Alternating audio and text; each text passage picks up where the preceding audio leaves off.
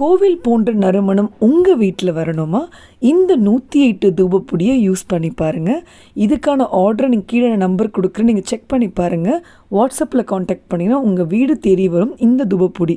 அது மட்டும் இல்லைங்க, இப்போ நம்ம புதுசாக குளியல் பொடியும் நம்ம லான்ச் பண்ணியிருக்கோம். உங்களுக்கு வேணால் இதுக்கான ஆர்டர் நீங்கள் கொடுக்கலாம். பாய்ஸ் குழந்தைங்களுக்கு தனியாகவும் கேர்ள்ஸ் குழந்தைங்களுக்கு தனியாகவும் 2 பேருக்கும் தனித்தனியாக பண்ணித்தரோம். Hi friends, welcome to sharmisamayal. கீழே இருக்கிற சப்ஸ்கிரைப் பட்டனை ப்ரெஸ் பண்ணுங்க. வணக்கம் நண்பர்களே, நான் தான் ஷர்மிலா. இன்னைக்கு நம்ம சேனலில் உங்கள் எல்லாருக்கும் பிடிச்ச ஒரு சேவிங் டிப் வீடியோ தான் பார்க்க போகிறோம். சேவிங்ஸ் அப்படின்னு எடுத்துக்கிட்டாலே ஃபர்ஸ்ட் என்னோட மைண்டில் வருது பட்ஜெட் மட்டும்தான். பட்ஜெட் பற்றி நிறைய வீடியோஸ் போட்டிருக்கேன், செக் பண்ணி பாருங்கள். ஒவ்வொரு நாளைக்கும் எப்படி சேவ் பண்ணணும், பட்ஜெட் எப்படி போடணுன்ட்டும் போட்டிருக்கேன் பாருங்கள். முக்கியமாக பட்ஜெட்டில் உண்டியல்ன்றது கண்டிப்பாக இருக்கணும். ஸோ உண்டியல் சேவிங் ஃபர்ஸ்ட் நான் எப்போவுமே எல்லாருக்கும் ஒரு டிப்பாக சொல்லுவேன். உண்டியல் ஒன்று வீட்டில் வாங்கி வச்சு நீங்கள் யூஸ் பண்ணுங்கள். ஸோ இப்போ ஒரு 10 டிப்ஸ் நான் லேடிஸ்க்குன்னு கொடுக்கறதுக்காக தான் இப்போ டாப்பிக்கே நான் போட்டிருப்பேன். ஜஸ்ட் சேவிங்கிறது பார்த்திங்கன்னா ஒரு பெரிய விஷயம்லாம் கிடையாதுங்க. நம்ம டெய்லி பண்ணுற செலவுகளில் ஒரு சின்ன சேவிங் தான் நம்ம எடுத்து வைக்கிறது தான், வேறு ஒன்றுமே கிடையாது.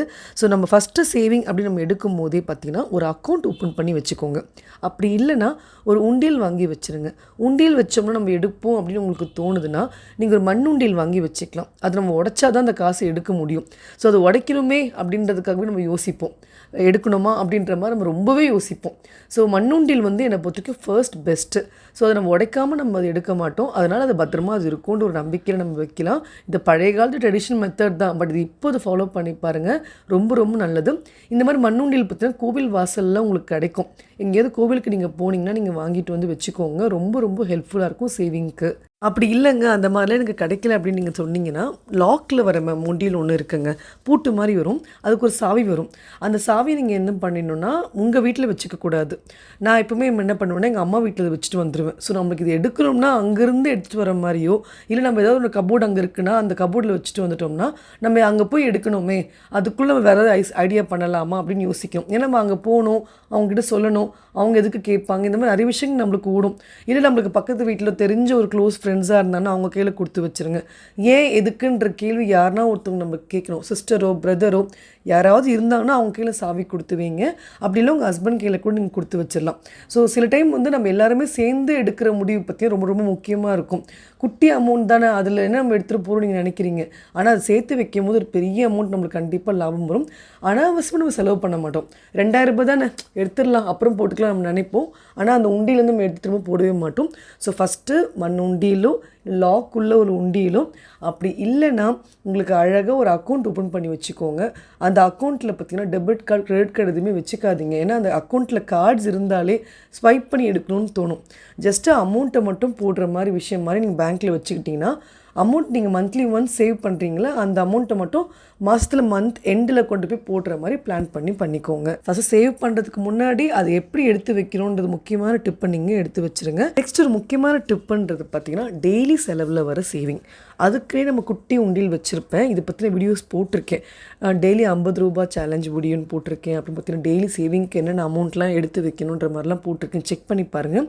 இப்போ ஜஸ்ட் நம்ம ஒன்றும் இல்லைங்க, இப்போ நம்ம கடைக்கு போகிறோம், ஒரு 200 ரூபாய்க்கு காய் வாங்குகிறோம் வச்சுக்கோங்களேன். அப்போ 178 ரூபான்னு வருதுன்னா எப்படியோ வர பேலன்ஸை நம்ம கையில் வச்சுருப்போம். அந்த 2 ரூபா கூட வச்சுக்கோங்களேன், 198 கூட ஆகுதுன்னு வச்சுக்கோங்க, 2 rupees கூட இருக்கும்.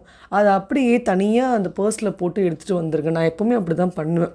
ஃபஸ்ட்டு அந்த அமௌண்ட்டை எடுத்துகிட்டு போயிட்டு அந்த உண்டியலில் தனியாக ஒன்று வச்சுருக்கேன், இப்போ சில்லறை உண்டின்ட்டு அதில் போட்டுருவேன். ஏன்னா நம்மளுக்கு அந்த உண்டியல் பார்த்திங்கன்னா பெரிய விஷயமா தெரியாது. ஆனால் டெய்லி 30 நாளில் சேவ் பண்ணி பாருங்களேன், ஒரு 5 ரூபான்னு கூட கணக்கு வச்சிங்கனாலே தனியாக ஒரு அமௌண்ட் 30 டேஸில் உங்களுக்கு நிற்கும். ஸோ இது நான் ப்ராக்டிக்கலாக பார்த்துருக்கேன். சின்ன விஷயமாக தான் இருக்கும், ஆனால் சும்மா நீங்கள் அதை ட்ரை பண்ணி பாருங்களேன். எனக்கு கடைக்கு போகிறீங்கன்னா சில்லறையாக வரும் பார்த்தீங்களா, அது ஒரு கீரை வாங்குறதுக்காக இருக்கட்டும், ஒரு காய் வாங்குறதுக்காக, குழந்தை ஸ்நாக்ஸாக இருக்கட்டும், குட்டீஸ்க்காக எதுக்காக சின்ன சின்ன விஷயம் நம்ம வாங்குவோம். ஸோ அந்த சேஞ்சஸை நீங்கள் அதில் போட்டு வச்சுக்கோங்க. அது ஒரு டிப்பாக நீங்கள் டெய்லி ஃபாலோ பண்ணி பாருங்கள். ஸோ அந்த காயின்ஸில் சேவ் பண்ணாலே அதுக்கு ஒரு சேவிங்கே நம்மளுக்கு மந்த் எண்டில் வரும்போது நம்ம வச்சுருக்க அக்கௌண்ட்டில் அதுக்குன்னு தனியாக நம்ம சேவ் பண்ணி வச்சுக்கலாம். நெக்ஸ்ட்டு செகண்ட் டிப்பு, ரொம்ப முக்கியமான ஒரு டிப் நான் சொல்லுவேங்க, எமர்ஜென்சி ஃபண்டுன்ட்டு என்னோடய பட்ஜெட்டில் நான் உங்களுக்கு போட்டிருக்கேன்.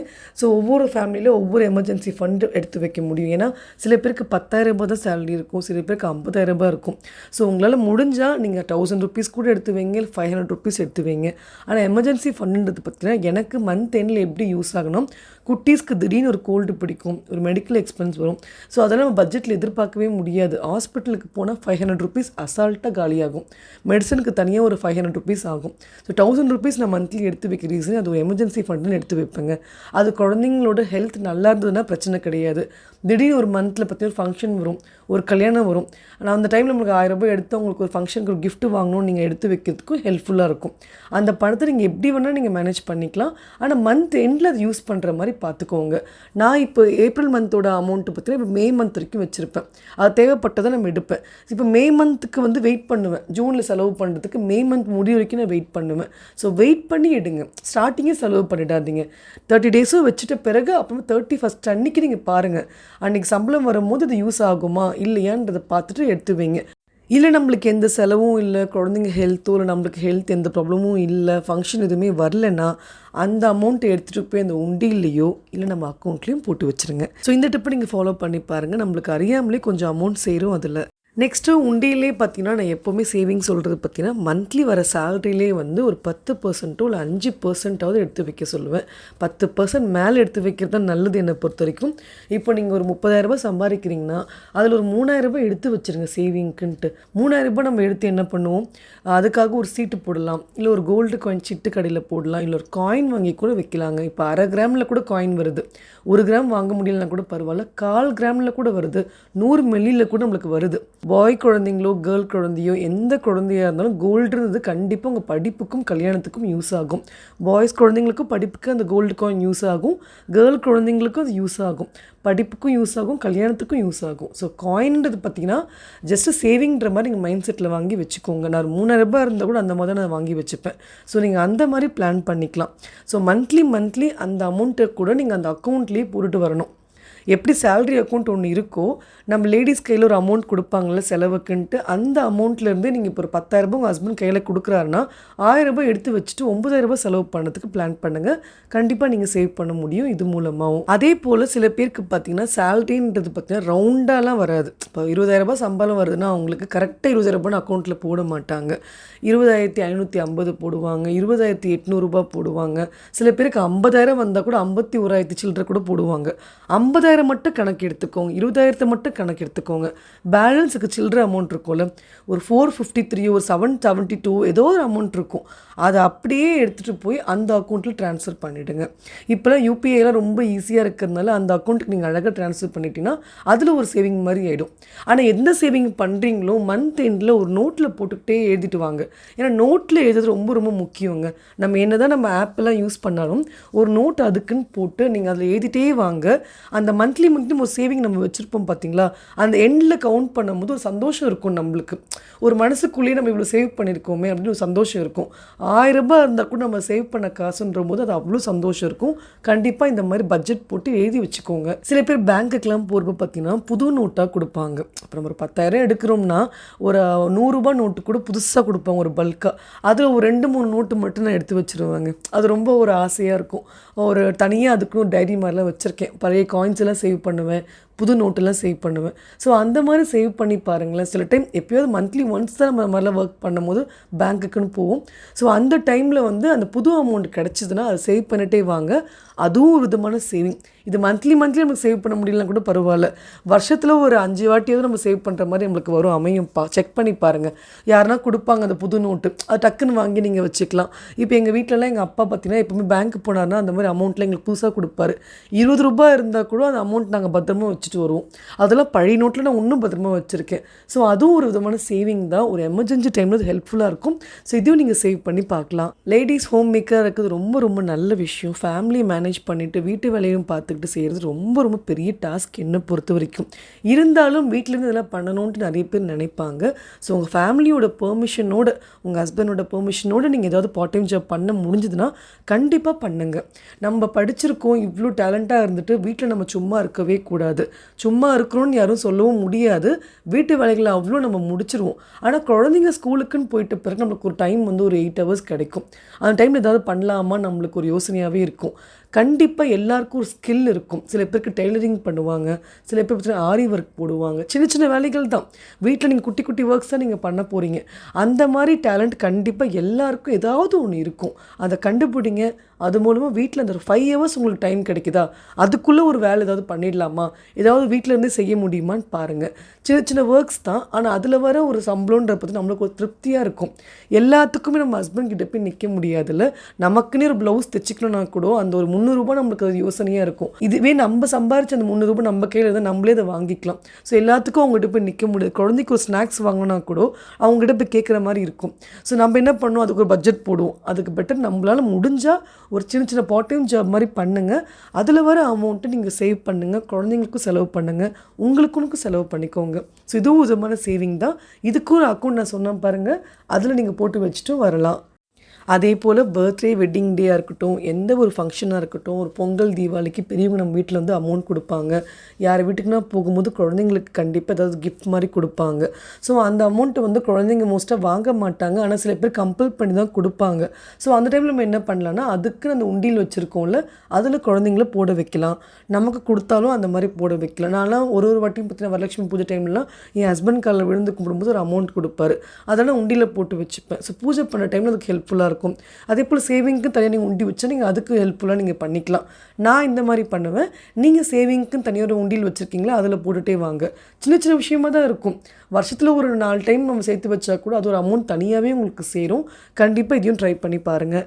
நெக்ஸ்ட் ஷாப்பிங் ரொம்ப முக்கியங்க. எல்லாருக்கும் ஷாப்பிங் பண்ணது ரொம்ப பிடிக்கும். இப்போ ஆன்லைன் ஷாப்பிங் அவ்வளோ ட்ரெண்டியாகிடுச்சு. ஏன்னா நம்மளே அந்த மாதிரி தான் யோசித்து வாங்குகிறோம். ஆனால் நான் என்ன சொல்லுவேன்னா, இப்போ நம்ம தீபாவளிக்கோ பொங்கலுக்கோ ஏதோ ட்ரெஸ் நம்ம எடுக்கிறோம்னா 1000 ரூபீஸ் பட்ஜெட் போட்டு போவோம். ஆனால் நான் அப்படியே வாங்குவேன்னா 1000 நம்ம எடுக்க மாட்டேன், 900ல் பார்ப்பேன்.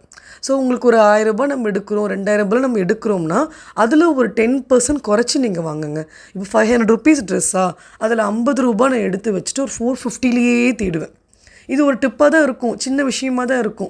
ஆனால் அன்றைக்கி ஷாப்பிங்கில் பார்த்தீங்கன்னா உங்களுக்கு 5 பேருக்கு நம்ம ஃபேமிலியில் எடுக்கிறோம்னா அந்த அமௌண்ட் உங்களுக்கு அப்படியே ஒரு 500 ரூபாய் கையில் நிற்கும். இப்போ அவருக்கு நான் ஷர்ட் எடுக்கிறேன்னா 500 ரூபீஸ் பட்ஜெட்டில் போய் எடுப்பேன். ஆனால் அது 400லேயே உங்களுக்கு கிடச்சிரும், 450லேயே கிடச்சிதுன்னா அதில் ஒரு 50 ரூபாய் நம்மளுக்கு லாபம் தான், நம்ம தேடுறது தான். ஸோ அது ஒரு விதமான சேவிங் தான்.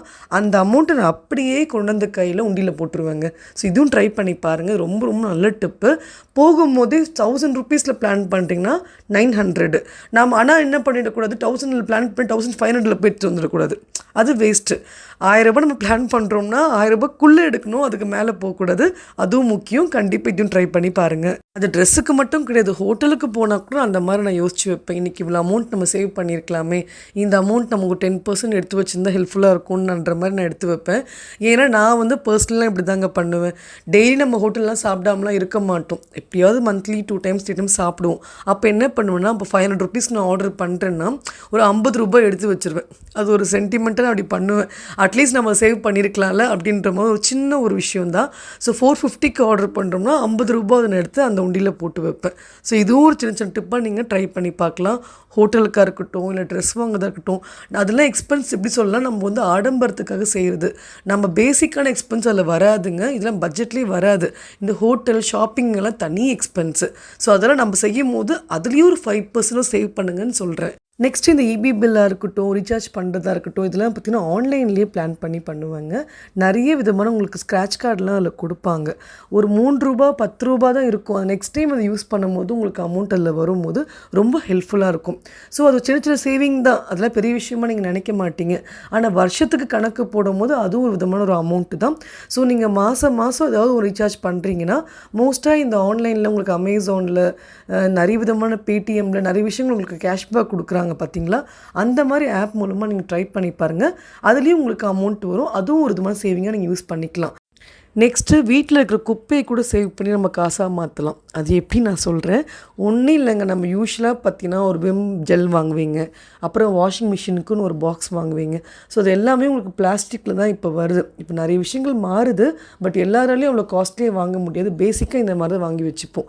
அந்த கேன்ஸ் எல்லாம் வாஷ் பண்ணி எடுத்து வச்சு நீங்கள் ஒரு பாக்ஸில் சேவ் பண்ணிவிட்டு வாங்க. நியூஸ் பேப்பர்ஸ் நம்ம வாங்குவோம், அதை சேவ் பண்ணிவிட்டு வாங்க. தேவையில்லாத பிளாஸ்டிக் பொருட்கள் கண்டிப்பாக வீட்டில் நம்ம ஏதாவது ஒன்று வச்சுக்கிட்டு தான் வரும். ஸோ அதெல்லாம் ஒரு குப்பையை க்ளீன் பண்ணும் போது நீங்கள் அழகாக எடுத்து வச்சிடலாம். டீப் க்ளீன் பண்ணுறதுக்கும் ரொம்ப ஹெல்ப்ஃபுல்லாக இருக்கும், சேவிங் பண்ணுறதுக்கும் ரொம்ப ரொம்ப ஹெல்ப்ஃபுல்லாக இருக்கும். ஸோ இந்த மாதிரி சில விஷயங்கள்லாம் ட்ரை பண்ணி பாருங்கள். குப்பையை கூட நம்ம சேர்த்து வச்சு ஒரு மந்த் எண்டில் அதை போடும்போது அதில் ஒரு 50 ரூபா கூட வரும் வச்சுக்கோங்களேன். அதையும் நீங்கள் அழகாக எடுத்து சேவ் பண்ணி வச்சுக்கலாம். இது நம்ம வீட்டு செலவுக்கு எடுக்கக்கூடாது, தனியாக அதுக்குள்ள உண்டியல் போட்டிருக்கேன்ல அதில் போட்டுருவேன். ஸோ அது நமக்கு பெரிய அமௌண்ட் தெரியாது, ஆனால் சேவ் பண்ணி வைக்கும் போது கண்டிப்பாக அது ஹெல்ப்ஃபுல்லாக இருக்கும். இது நம்ம நாட்டுக்கும் ஹெல்ப் பண்ணுறோம், வீட்டுக்கும் ஒரு ஹெல்ப் ஆகுது. ஏன்னா நாட்டுக்கு என்னென்னா நம்ம குப்பை தொட்டியில் போடுறப்போ மிக்ஸ் பண்ணி போடக்கூடாது, பிரித்து போடும்போது ரொம்ப ஹெல்ப்ஃபுல்லாக இருக்கும். ஸோ பிளாஸ்டிக் தனியாகவும் நீங்கள் போடுவீங்க, நான் க்ரீன் வேஸ்ட்டும் தனியாக போட முடியும். ஒன்றா போடுறதை விட நம்ம பிரித்து வச்சிங்கன்னா அதுலேயும் உங்களுக்கு ஒரு அமௌண்ட் வரும். ஒரு குட்டி டிப்பாக நீங்கள் இதை எடுத்துக்கலாம். கடைசி 10வது டிப்பு ரொம்ப சிம்பிளான ஒரு டிப்பு தாங்க. பேசிக்காக நம்மளுக்கு எல்பிஜி கேஸுக்கு ஒரு சப்சிடரி அமௌண்ட் கொடுக்குறாங்கள, அந்த அமௌண்ட்டை நீங்கள் அழகாக இதில் சேவ் பண்ணிவிடுங்க.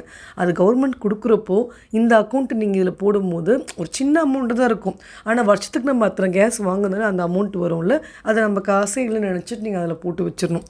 ஸோ அந்த மாதிரி விஷயங்களும் நீங்கள் எடுத்து வைக்கலாம். அதே போல் கேஸுக்கு, ஈபிக்கு, க்ராசரிக்குன்ட்டு ஒரு அமௌண்ட்லாம் வந்துடும் கவரில் எடுத்து வைக்கிறதுக்கு ஒரு டிப் சொல்லியிருப்பேன், பட்ஜெட்டில் பார்த்துருப்பீங்க. அந்த கவரில் நம்ம எப்போவுமே எப்படி எடுத்து வைப்போம், 100 ருபீஸ் 500 ருபீஸ்ன்னு ரவுண்டாக வைப்போம். ஆனால் ஈபி கண்டிப்பாக உங்களுக்கு 1000னா ரவுண்டாக வராது, 750 கூட வரும், 950 கூட வரும். ஸோ அந்த பேலன்ஸ் அமௌண்ட் என்ன பண்ணுவேன்னா இந்த உண்டியில் போட்டுருவேங்க, அதில் தொட மாட்டேன். அதே இப்போ ரீசார்ஜ் பண்ணுறோம், இப்போ நம்ம பேக்கேஜ் பார்த்திங்கன்னா 500 ருபீஸ்க்கு நம்ம பேக் போடுறோம்னா அது கண்டிப்பாக 429 479 வரும். அது 30 ரூபா கூட எடுத்துக்கோங்க ஃபார் எக்ஸாம்பிள். அந்த அமௌண்ட்டை கூட நம்ம எடுத்து அந்த உண்டியில் போட்டுருவேன். ஸோ நம்ம எடுத்து வைக்கிற அமௌண்ட்டையும் பார்த்தீங்கன்னா நம்ம ரவுண்டாக வைப்போம், ஆனால் அதில் போடும்போது உங்களுக்கு ஒரே மாதிரி அமௌண்ட் கரெக்டாக பர்ஃபெக்டாக போகாது, கொஞ்சம் கம்மியாக தான் நம்மளுக்கு போகும். அந்த பேலன்ஸ் அமௌண்ட்டு கூட நீங்கள் மந்த் எண்டில் சேவ் பண்ணி பாருங்கள், அதுவும் உதவியான ஒரு சேவிங் தான். ஸோ இப்படி தான் நான் குட்டி குட்டியாக சேவ் பண்ண டிப்ஸ்லாம் உங்கள்கிட்ட ஷேர் பண்ணிக்கிறேன். ஸோ நம்ம மிடில் கிளாஸாக இருந்தாலும் சரி, நீங்கள் டெய்லி பண்ணுற சேவிங்கை ரொம்ப அழகாக பிளான் பண்ணி பண்ணிங்கன்னா கான்ஷியஸாக பண்ணுங்கள். நம்மளுக்கு இந்த அமௌண்ட் இது எடுத்து வைக்கிறோமா, இவ்வளோ விஷயங்கள் ஆகுதா அப்படின்ற மாதிரி நம்ம பிளான் பண்ணி நீங்கள் எடுத்து வைங்க.